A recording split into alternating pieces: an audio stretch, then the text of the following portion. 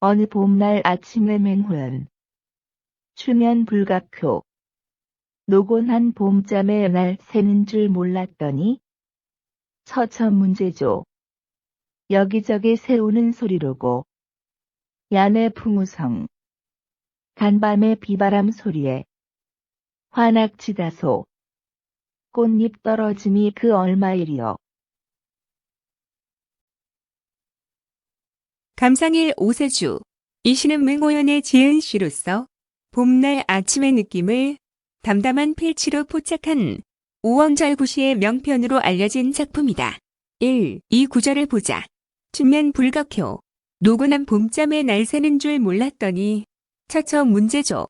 여기저기 새우는 소리로고 봄잠이 특히 노곤한 것은 봄이 되면 모든 생물들은 자연히 활동력이 늘게 될 뿐 아니라 낮 시간이 길어져 잠자는 시간이 줄어들어 이에 신체가 적응하지 못해서 나타나는 현상이다. 이러한 봄잠 때문에 작가도 늦잠을 자게 되는 경우가 많은 것이다.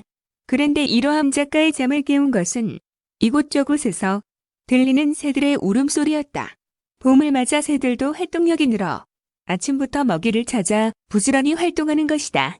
결국 노곤한 봄잠에 젖어 있는 작가를 잠 깨우고 놀라게 한 것은 1. 여기저기에서 2. 많은 새들이 3. 아침부터 4. 즐겁게 지저귀며 먹이를 찾는 활동력이다.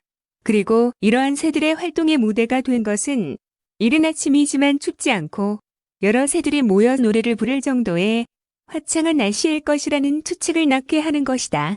1구와 2구의 관계는 1구에서 예상된 상황인 계속 늦잠에 빠져 있는 상황이 아니라 2구에서는 잠을 깨는 상황이 표현되고 있다. 그 예상을 깬 현상의 원인이 새들의 지저귀이라는 이야기다. 여기서 시적으로 중요한 역할을 하는 것은 새소리인 것이다. 새소리는 결국 작가의 노곤한 잠을 깨운 봄의 힘과 활력을 대표하는 사물인 것이다. 3. 4 구절을 보자. 야래 풍우성. 간밤의 비바람 소리에 화락지다소. 꽃잎 떨어짐이 그 얼마나 되리요. 작가는 잠은 깨었으나 아직 잠자리에 누워있는 상태이거나 최소한 밖으로 나오지 않고 방에 있는 것이다. 그곳에서 그는 기억하고 있는 것이다. 지난밤에는 분명 비바람 소리가 났었다는 사실을 말이다. 그래서 지금은 새들이 일찍 모이를 찾아 지저귀는 찬란한 해가 돋은 아침이고 꽃도 활짝 피었겠지만 활짝 핀 그 꽃은 어제 분 비바람에 의해 틀림없이 꽃이 다소간 떨어졌을 것이라고 생각하는 것이다. 그렇다면 얼마나 아쉬울까 하는 것이다. 꽃의 입장에서 생각할 때 한 송이의 꽃잎을 피우기 위해 꽃에는 어떠한 과정이 있었는가? 씨앗으로 심어져 싹트고 떡잎으로 자라면서 수많은 나날을 비 맞고 바람받으며 이제야 꽃을 피웠다. 그런데 예기치 못한 하루 저녁에 비바람으로 꽃이 떨어졌다. 그래서 아침의 찬란한 햇빛 아래서 그 고운 자태와 생기를 뽐내어 보지도 못한 채 땅 떨어져 뭉그러진다면 얼마나 아쉽고 비참하랴. 그 꽃의 꿈을 생각할 때 하룻밤 비바람의 찬란한 햇빛 아래 떨어진 꽃의 시추들을 보는 마음은 얼마나 서글퍼지겠는가. 그래서 작가는 밖으로 나가보기를 꺼려하는지도 모르는 것이다. 최소한 아쉬워하고 있는 것이다.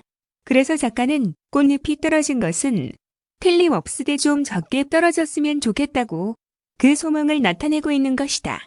결국 작가는 비바람에 떨어지는 생명에 대한 아쉬움을 느끼는 섬세한 감각과 생명을 배려하는 따뜻한 마음을 보여주고 있다.